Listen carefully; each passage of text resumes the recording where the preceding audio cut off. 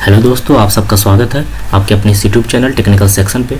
आज हम यहाँ पे बात करेंगे कि जो भी हमारे age based question previous year paper में पूछे गए हैं, चाहे वो एनटीपीसी हो, ग्रुप डी हो या हमारा एसएससी सीएचएसएल के जो भी एग्जाम होते हैं, कैसे क्वेश्चन किस टाइप के पूछे जाते हैं एज बेस्ड पे, वो आज हम यहाँ पे डिस्कस करने वाले हैं। तो जिन्होंने अभी तक पार्ट 1 और पार्ट 2 नहीं देखा है तो सबसे पहले आप पार्ट 1 और पार्ट 2 देखिए।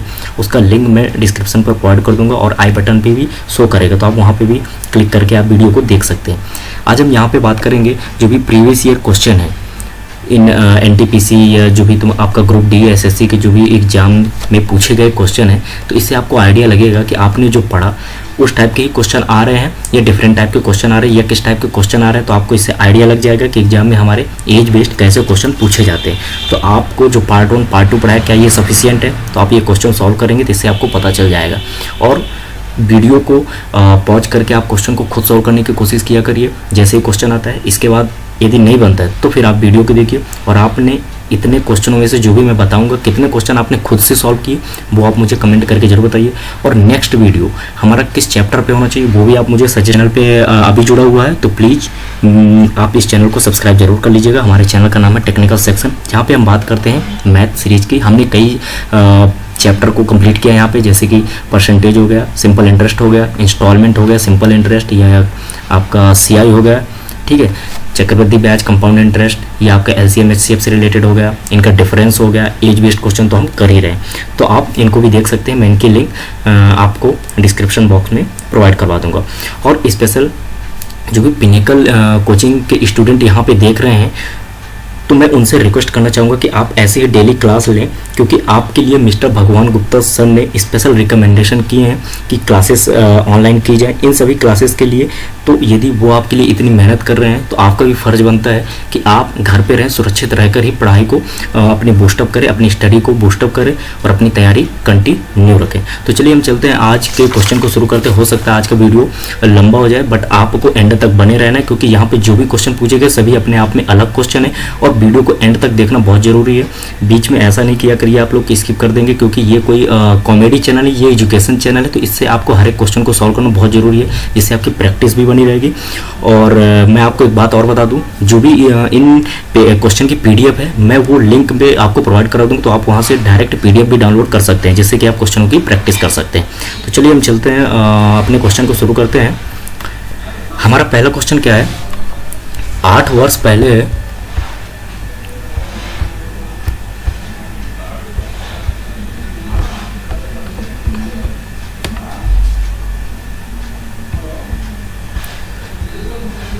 यहाँ पे बोला जा रहा है 8 वर्ष पहले ए और बी के उम्र का अनुपात 9:10 था, ठीक है। अब से 4 वर्ष बाद उनके उम्र का अनुपात 12:13 होगा। यदि सी की उम्र ए की उम्र से 6 वर्ष अधिक है तो अब सी की उम्र क्या है? ये हमारा पूछा गया एसएससी सीएचएसएल 2019 का क्वेश्चन है ये।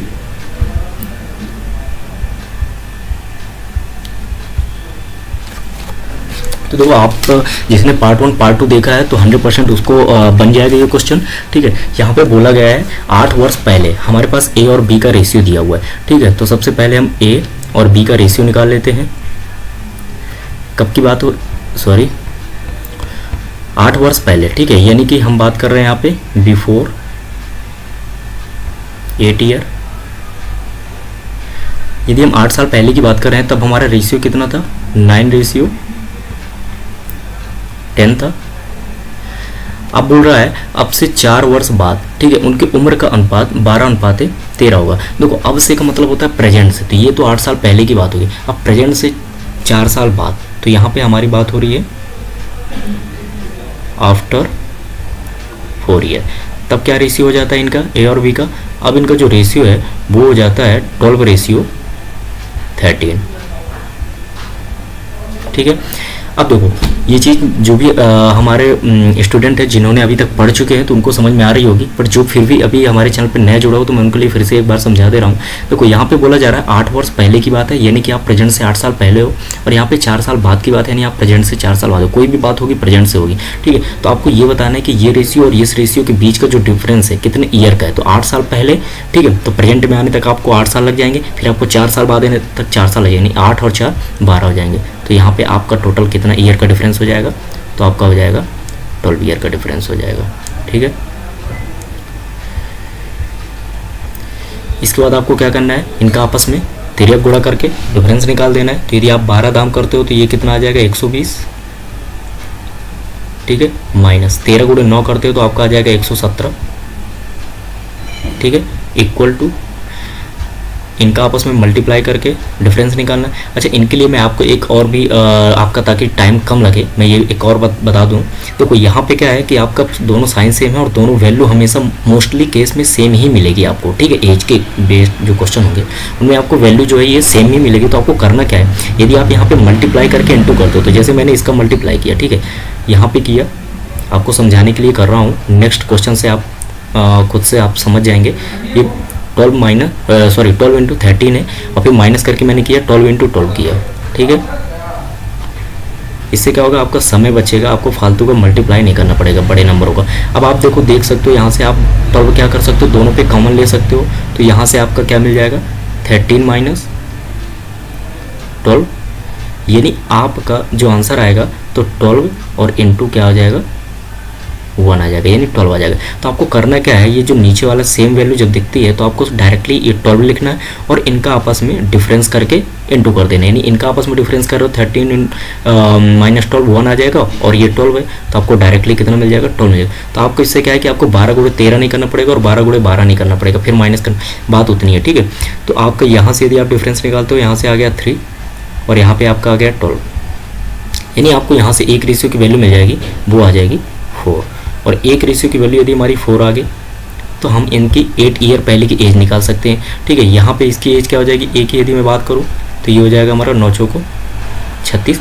यदि मैं बी की बात करूँगा तो ये हमारा कितना हो जाएगा 10 चौको 40। ठीक है, यहाँ पे बोला गया है यदि सी की उम्र ए की उम्र से 6 वर्ष से अधिक है, यानी कि हमें ए से मतलब है, बी से मतलब नहीं है। ठीक है, तो अभी 8 साल पहले की एज हमारी ए की आ गई 36, हमें बात करना है इसकी, पहले तो प्रेजेंट की एज निकालेंगे। प्रेजेंट की एज निकालने के लिए मुझे क्या करना होगा, इस पर यदि मैं 8 साल पहले हूँ, यदि 8 ऐड कर देता हूँ तो मुझे इसकी क्या मिल जाएगी, प्रेजेंट की एज मिल जाएगी। तो ये प्रेजेंट की एज कितनी मिल गई मुझे, ए की 44 ईयर। क्वेश्चन पे बोला जा रहा है यदि सी की उम्र ए की उम्र से 6 वर्ष अधिक है, तो ए की उम्र हमने कितनी निकाल ली 44। ठीक है, अब बोला जा रहा है सी की उम्र ए की उम्र से कितनी अधिक है, 6 अधिक है। ठीक है, तो आप क्या करोगे 6 ऐड कर दोगे, यानी आपका जो आंसर आ जाएगा वो कितना आ जाएगा, सी की उम्र जो आपसे पूछी गई है वो आ जाएगी 50 है। तो देखो, जैसा क्वेश्चन आपको बोलते जा रहा है आप लाइन बाय लाइन क्वेश्चन को सॉल्व करिए, बिल्कुल इजी तरीके से आप सॉल्व कर सकते हैं। तो चलिए हम चलते हैं अपने नेक्स्ट क्वेश्चन की तरफ। हमारा नेक्स्ट क्वेश्चन क्या बोला, ये भी आपका एसएससी सीएचएसएल पे पूछा गया क्वेश्चन है। ठीक है, एसएससी सीएचएसएल पे पूछा गया है ये, ए और बी की वर्तमान आयु का अनुपात 6:5 है। ठीक है, 4 साल पहले अनुपात 5:4 था। अब से 12 साल बाद ए और बी की आयु का अनुपात क्या होगा। ठीक है, यहाँ पे बोला जा रहा है कि ए और बी की आयु का अनुपात 12 साल बाद क्या होगा। तो सबसे पहले तो आपको जो दिया है आप वो करते जाओ। देखो, ए और बी की वर्तमान आयु का अनुपात 6:5 है, तो मैंने क्या किया, ए और बी का अनुपात लिख लिया 6 सॉरी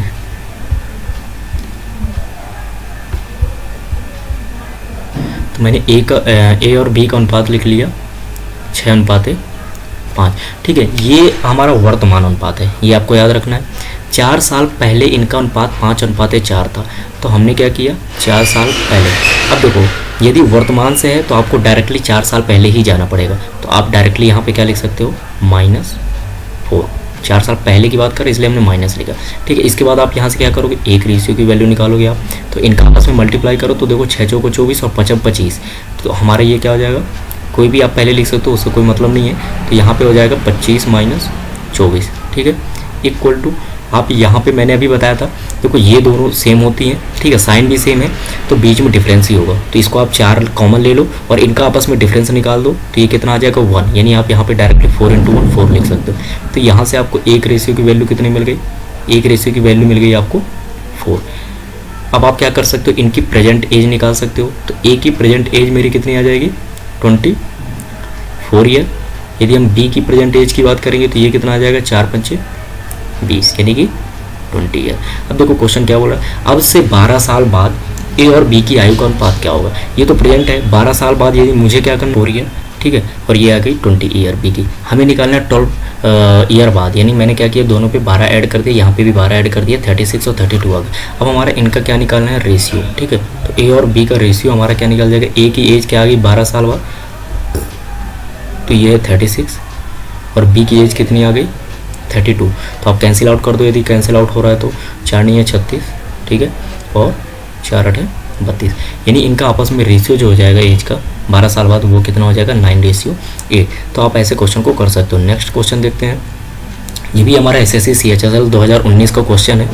तो यहाँ पे बोला गया है एस आर से 7 वर्ष छोटा है यदि उनकी आयु का संबंधित अनुपात 7:5 है, 7:9 है, तो एस कितने वर्ष का है। ठीक है, यहाँ पे बोला जा रहा है यदि उनकी आयु का संबंधित है। देखो यदि कुछ नहीं लिखा होता है कि ये कितने साल पहले का है या क्या है, तो इसका मतलब वो प्रेजेंट का अनुपात दिया होता है। ठीक है, तो सबसे पहले आप क्या करो, इनकी आयु का अनुपात लिख लो।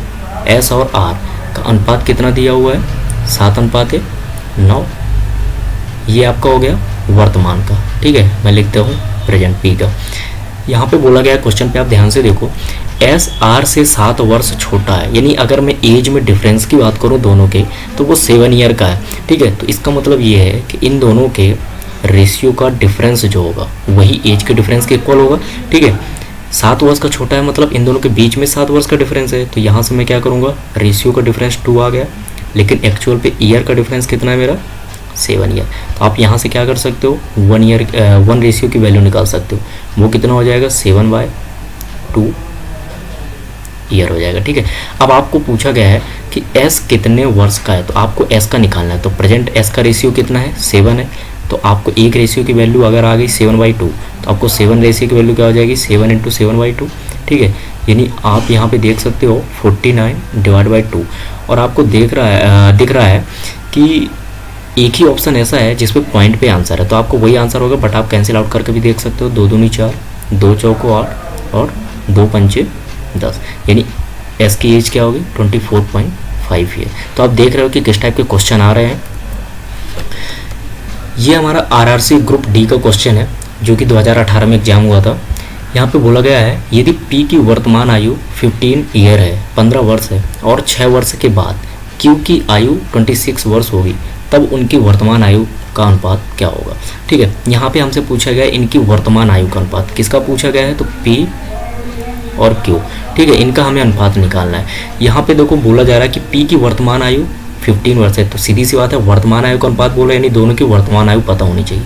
देखो क्वेश्चन कितना सिंपल है, तो पी की वर्तमान आयु दी है तो हमने डायरेक्टली पी की वर्तमान आयु लिख ली। ठीक है, क्यू का बोला जा रहा है 6 वर्ष के बाद क्यू की आयु 26 वर्ष होगी, यानी ये 6 साल बाद की एज दे रहा है, तो इसकी जो अभी की एज है, प्रेजेंट की एज है वर्तमान की, वो कितनी होगी। यदि 6 साल बाद 26 है तो आप इस पर 6 माइनस कर दो, यानी अभी इसकी एज कितनी होगी 20 होगी। तो आपका आंसर एक लाइन पे आ जाएगा 5 या 15, और इसको आप कैंसिल आउट कर दो तो 5 को 20, यानी रेशियो कितना आ गया इन दोनों के बीच का, तो ये आ गया 3:4। तो आप देख रहे हैं कि कितने ईजी क्वेश्चन आते हैं। देखो हमारा नेक्स्ट क्वेश्चन क्या बोल रहा है, ये भी हमारा RRC ग्रुप डी का ही 2018 का क्वेश्चन है। इसमें बोला गया है 18 वर्ष पहले साइरिस की आयु निखिल की 2.5 गुना थी, उनकी वर्तमान आयु का योग 92 ईयर है, निखिल की वर्तमान आयु क्या है। ठीक है, यहाँ पे क्वेश्चन को ध्यान से समझना है इसने क्या बोला है।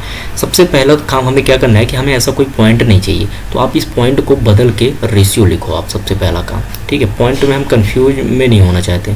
ठीक है, यदि आप इसको रेशियो पे लिखते हो तो इसका मतलब क्या है, डिवाइड 10 हो जाएगा। ठीक है, तो ये हो जाएगा 5 25, और ये कितना हो जाएगा 5 दूनी 10, यानी ये जो रेशियो है 2.5, आप इसकी जगह ये भी लिख सकते हो कि ये क्या रेशियो दिया होगा 5/2। ठीक है, अब देखो यहाँ पे बोला जा रहा है 18 वर्ष पहले, यानी इनकी 18 वर्ष पहले साइरिस की आयु, यानी यहाँ पे अनुपात जो बनेगा वो साइरिस का और किसका बनने वाला है, निखिल का। ठीक है, साइरिस की आयु निखिल की आयु की मैं बोलूँगा 5/2 गुना थी, तो मैंने पहले भी बता के रखा है यदि 5/2 या कुछ ऐसा आता है रेशियो पे, तो क्या होता है इन दोनों के बीच का ही अनुपात होता है, तो ये हो जाएगा 5:2 हो जाएगा। यहाँ पे बोला जा रहा है उनकी वर्तमान आयु का योग 92 ईयर है। ठीक है, तो ये है हमारी 18 साल पहले, ये हमारा 18 साल पहले का रेशियो दिया हुआ है। ठीक है, हमें बोला गया कि वर्तमान आयु निकालना है, देखो ये जो ये टोटल दिया हुआ है, ये तो दिया हुआ है वर्तमान का, और ये हमारा रेशियो है, तो ये है 18 साल पहले का। तो हम ऐसा कभी भी नहीं करेंगे। देखो डिफरेंस जो होता है, तो वो वर्तमान हो या पहले को या कभी, वो तो सेम होता है, बट हमारा जो योग होता है, ठीक है, उनका जो टोटल एडिशन होगा एज का, तो वो हमारा अलग अलग आएगा। क्यों? क्योंकि आपका एज के हिसाब से आपका एडिशन बढ़ता जाएगा, ठीक है। तो यहाँ पे ये नहीं कर सकते हैं कि आपका जो वर्तमान का योग है वही हमारा 18 साल पहले रहा होगा, बिल्कुल भी नहीं। तो आपको देखो ऐसे क्वेश्चन को क्या कैसे करना है, सबसे पहले आपको 18 साल पहले का योग निकालना होगा कि उस समय इन दोनों की एज का योग क्या रहा होगा, ठीक है। रेशियो पता है तो हमें उसी समय का योग चाहिए। तो हमें करना क्या है, देखो अभी का ये वर्तमान का योग दिया हुआ है 92, और यदि हमें 18 साल पहले का निकालना है तो सीधी सी बात है, आप इसमें भी 18 साल पहले जाओगे, ठीक है। मान लेते हैं यहाँ पे ये वर्तमान है, ठीक है, और 18 साल पहले आप इस पर भी जाओगे, यानी दोनों की एज 18 साल कम हो जाएगी, और दोनों की एज 18 साल कम होगी, यानी दोनों का योग कितना हो जाएगा, 18 और 18 36। तो यदि आप इसमें से 36 माइनस करोगे, ठीक है, तो आप कहाँ पहुँच जाओगे, इनका जो योग होगा 18 साल पहले का आ जाएगा। तो ये कितना आ जाएगा आपका 6, और ये 9 में से 4 गया 5। अब ये जो योग आया दोनों की एज का, तो ये योग कहाँ का आ गया, 18 साल पहले का। अब आप कर सकते हो कि इन दोनों के रेशियो का योग ही इक्वल होगा इनके एज के योग के, ठीक है। यहाँ से आप एक रेशियो की वैल्यू निकाल सकते हो, तो आपको एक रेशियो की वैल्यू मिल गई, वो कितनी आ गई, 8 आ गई। उम्मीद करता हूँ आपको क्वेश्चन समझ में आ रहे होंगे, ठीक है। अब आपको एक रेशियो की वैल्यू आ गई, तो आप से पूछा गया निखिल की वर्तमान आयु, आप तो डायरेक्टली निखिल का निकालो। तो ये तो हो गया 8 दूनी 16, ये आपकी 18 साल पहले की आ गई, बट आपको पूछा गया वर्तमान, तो वर्तमान के लिए आपको क्या करना होगा, इसमें आपको 18 ऐड करना होगा, ठीक है। अगर आप इसमें 18 ऐड कर देते हो तो आप इसकी वर्तमान आयु निकालोगे, तो ये कितना हो जाएगा, 8 6 14, और 1 1 2, और एक कितना हो जाएगा 3, यानी कि निखिल की वर्तमान आयु जो हो जाएगी वो कितनी हो जाएगी, 34 ईयर। हमारा नेक्स्ट क्वेश्चन क्या बोल रहा है, देखो नेक्स्ट क्वेश्चन है हमारा आरआरबी एनटीपीसी, यानी कि जो भी हमारा प्रीवियस आरआरबी एनटीपीसी का एग्जाम हुआ था 2016 में आई थिंक, ठीक है, उसका ये क्वेश्चन है।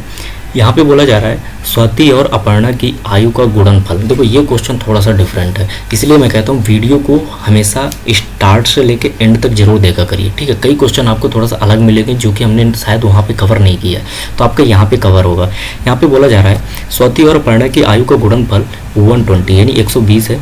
अगर अपर्णा की आयु का 3 गुना, ठीक है, स्वाति ले नहीं है सॉरी, की आयु से 2 वर्ष अधिक है तो स्वाति की आयु ज्ञात कीजिए। देखो यहाँ पे हमें क्या करना होगा, जो क्वेश्चन बोलता जाए आप वैसे लिखते जाए, करेंगे समथिंग उसी टाइप से। देखो कैसे, और इसको भी हम 1 से 2 लाइन पे आंसर को ला लेंगे। देखो यहाँ पे बोला जा रहा है स्वाति और अपर्णा की आयु का गुणनफल, तो आप काम करो, स्वाति की आयु S मान लो और अपर्णा है तो A मान लो, इनके बीच का गुणनफल, ठीक है, इनके बीच का गुणनफल यानी दोनों का प्रोडक्ट, ये कितना दिया हुआ है 120। आपने जैसा क्वेश्चन बोला आपने वैसा लिख लिया।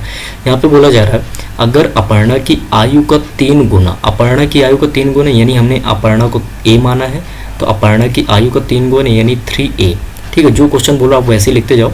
स्वाति की आयु से 2 वर्ष अधिक है, इसका मतलब ये है कि इसका जो 3 गुना है, स्वाति की आयु S है, ठीक है, इससे क्या है 2 वर्ष अधिक है, तो मैंने ये लिख दिया 2 वर्ष अधिक है। अब बताना है हमें स्वाति की आयु क्या है, तो आपको करना क्या है, स्वाति की आयु बताना है, तो आपको यहाँ से A की वैल्यू आप निकाल लो, ठीक है। A की वैल्यू यदि आप निकालते हो तो यहाँ पे कितना आ जाएगा, S + 2 डिवाइड बाय 3। अब आपको करना क्या है, ये जो A की वैल्यू आ गई आपको यहाँ पे पुट कर देना है, ठीक है। तो ये आपका S + S + 2, ठीक है। देखो जो डिवाइड 3 है, मैं इसको डायरेक्टली यहाँ पे यदि इंटू कर दूँ तो ये कितना हो जाएगा 12 3 36, यानी ये आ जाएगा डायरेक्टली 360। तो मेरे इक्वेशन बना देते हैं, कैसे, इसको क्या करते हैं, ये S² + 2S, और इसको इधर करते हैं तो ये माइनस आ जाता है 360, ठीक है। और फिर यहाँ से S की वैल्यू को निकालने की कोशिश करते हैं। देखो ये यहाँ पे हमारा जो पेपर होता है ना, यहाँ थ्योरेटिकल पेपर नहीं होता है, ठीक है, यहाँ पे ऑप्शनल पेपर होता है। तो आपको जो ऑप्शन दिए जाते हैं वो इसीलिए दिए जाते हैं कि जो आपका आंसर होगा ना इन्हीं 4 में से होगा, तो आप इतनी फिर माथापच्ची करने की ज़रूरत बिल्कुल भी नहीं है। देखो आपको ये समीकरण, ये इक्वेशन मिल गया, तो आपको करना क्या है, स्वाति की आयु पूछा है, ठीक है। आप एक काम करो ना, जो भी स्वाति की आयु होगी इन ऑप्शन में तो कोई ना कोई तो एक होगी इन्हीं ऑप्शन में से, ठीक है। तो आपको करना क्या है, इसके बाद बाई ऑप्शन जाना है। और ये मैं एज की बात नहीं कर रहा हूँ, टाइम एंड डिस्टेंस में ऐसे कई क्वेश्चन आपको देखने को मिलेंगे जहाँ इक्वेशन बनेगी, तो आपको इक्वेशन नहीं बनाना है, वहाँ पे कॉम्प्लिकेट बिल्कुल भी नहीं करना है। तो आपको करना क्या है, आपने जैसे पहला ऑप्शन रखा 18, हम मान लेते हैं कि एस की वैल्यू क्या होगी, 18 होगी, ठीक है, क्योंकि उसकी वर्तमान एज पूछ रहा है। तो यहाँ पे आपको करना क्या है, एस की वैल्यू आप 18 रखो, 18 रखा आपने इनटू, देखो यहाँ पे s + 2 है, यानी 18 में 2 ऐड करोगे तो ये कितना आ जाएगा, 20। अब ये जो मल्टीप्लाई है ये आपका कितना होना चाहिए, 360 होना चाहिए। तो आपको साफ साफ दिख रहा है 18 दूनी कितना होता है, 36, और ये एक 0 आ जाएगा। यानी आपका तो पहला ऑप्शन है उसने आंसर रख दिया, तो आपको बिल्कुल भी समय नहीं लगेगा। तो आपको इस टाइप से क्वेश्चन को सॉल्व करना है, ठीक है। आपको सबसे बड़ी बात ये है कि आप क्वेश्चन में क्या अप्रोच जाते हो, क्या क्लिक कर रहे हो आपके दिमाग में, ठीक है, किस टाइप से जा रहे हो आप इसको सॉल्व करने के लिए, क्या अप्रोच यूज कर रहे हो, ठीक है, वो मायने रखता है। तो चलिए हम चलते हैं अपने नेक्स्ट क्वेश्चन की तरफ। हमारा नेक्स्ट क्वेश्चन क्या बोल रहा है, ये भी हमारा आरआरबी एनटीपीसी का क्वेश्चन है। जब पिता की आयु 54 ईयर है, ठीक है, तो दो बहनों की आयु के बीच का अंतर 4 है, यानी 4 वर्ष का है। पिता माँ से 2 वर्ष बड़े हैं। छोटी बहन की आयु माँ की आयु की आधी है। बड़ी बहन की आयु ज्ञात कीजिए। यदि मैं सही बताऊँ तो ये क्वेश्चन रीजनिंग में जाना चाहिए, ठीक है, बट देखो हम इसको सॉल्व करते हैं। यहाँ पे बोला जा रहा है जब पिता की आयु 54 है, देखो जैसा क्वेश्चन बोले वैसे ही आपको सॉल्व करते जाना है। पिता की आयु 54 है, तो मैंने लिख लिया यहाँ पे पिता की आयु 54 ईयर है, ठीक है।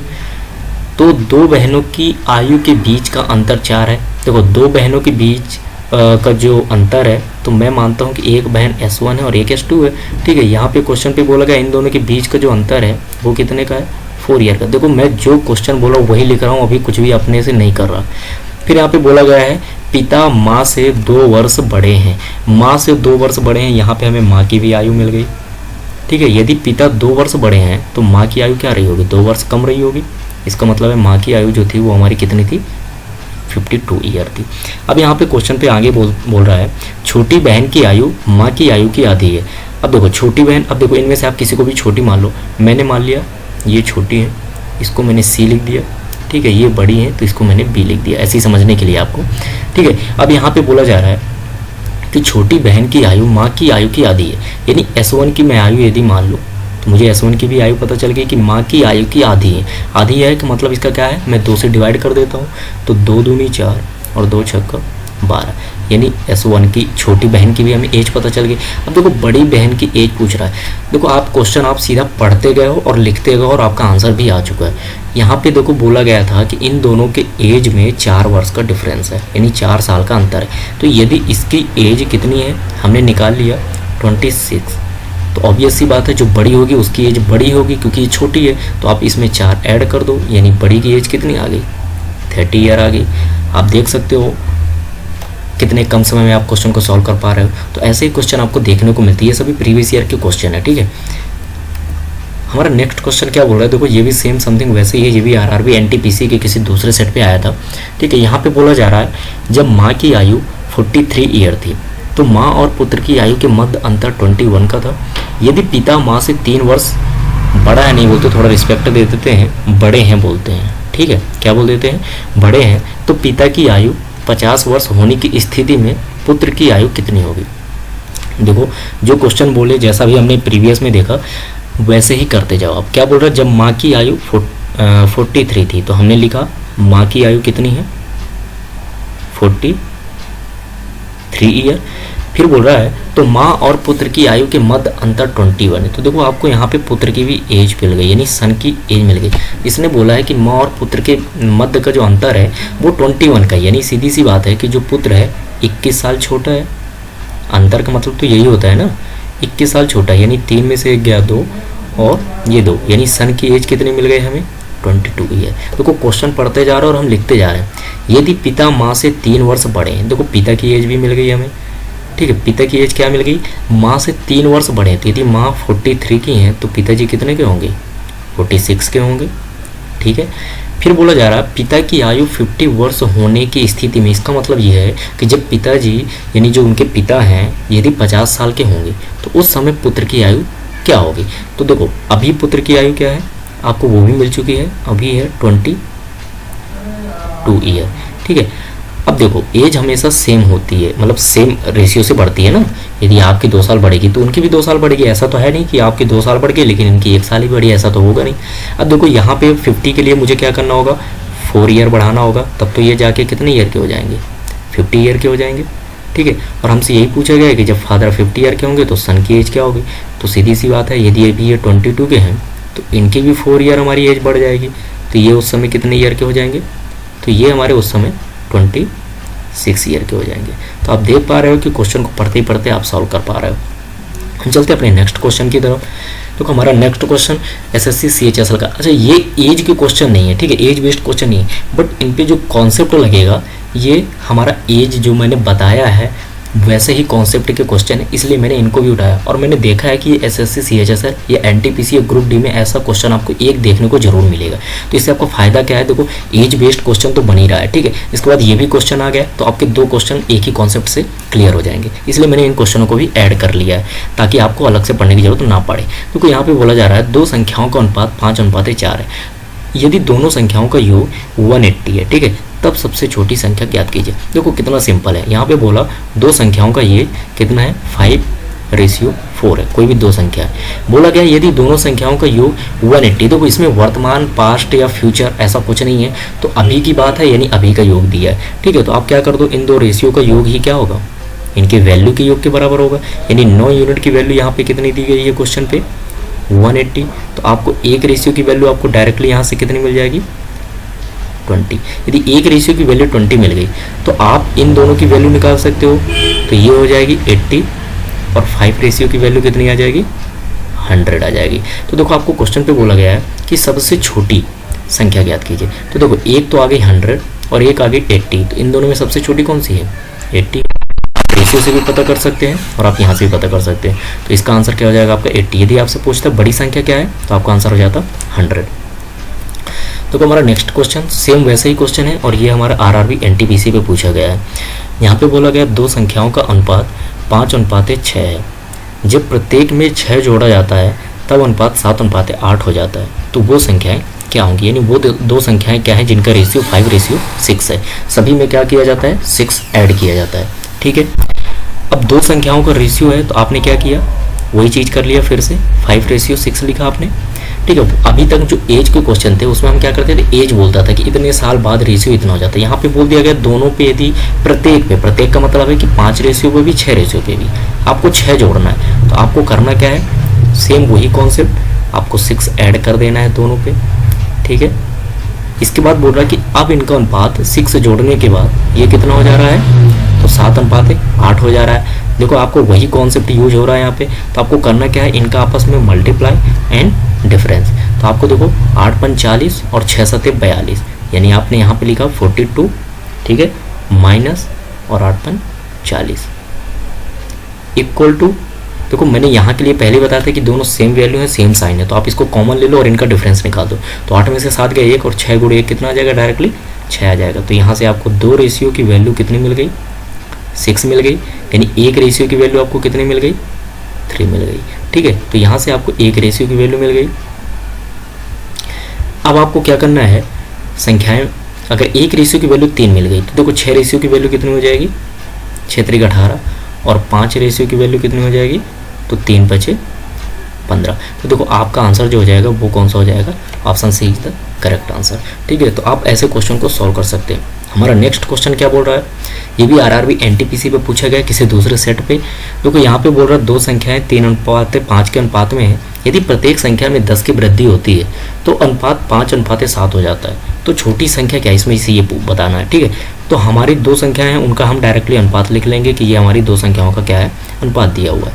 यहाँ पे बोला जा रहा है प्रत्येक संख्या में यदि हम कितना ऐड कर दें, वृद्धि कर दें, यानी ऐड कर दें, 10 की वृद्धि कर दे रहे हैं, तो हम यहाँ पे क्या करेंगे, दोनों पे 10 का एडिशन कर देंगे। यानी हम दोनों पे क्या कर देंगे, 10 ऐड कर देंगे।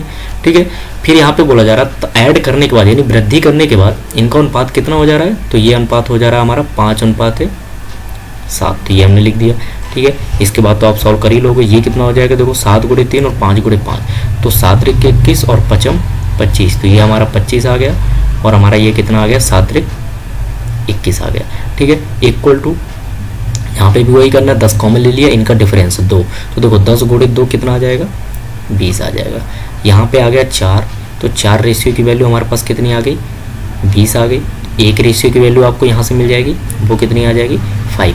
तो यदि आपको एक रेशियो की वैल्यू मिल गई तो फिर तो इसके बाद आप कुछ भी फाइंड आउट कर सकते हो, छोटी बड़ी योग डिफरेंस, ठीक है। तो अब देखो 3 रेशियो की वैल्यू कितनी हो जाएगी यहाँ पे, तो 3 रेशियो की वैल्यू हो जाएगी 5 3 15, 5 रेशियो की वैल्यू कितनी हो जाएगी, 5 25। तो आपसे क्वेश्चन पे क्या पूछा गया है, क्वेश्चन पे पूछा गया छोटी संख्या क्या है, तो देखो छोटी संख्या क्या है, यहाँ पे 3 रेशियो छोटा था तो आप डायरेक्टली सिर्फ 3 रेशियो की वैल्यू निकाल सकते थे, आपका आंसर हो जाएगा 15।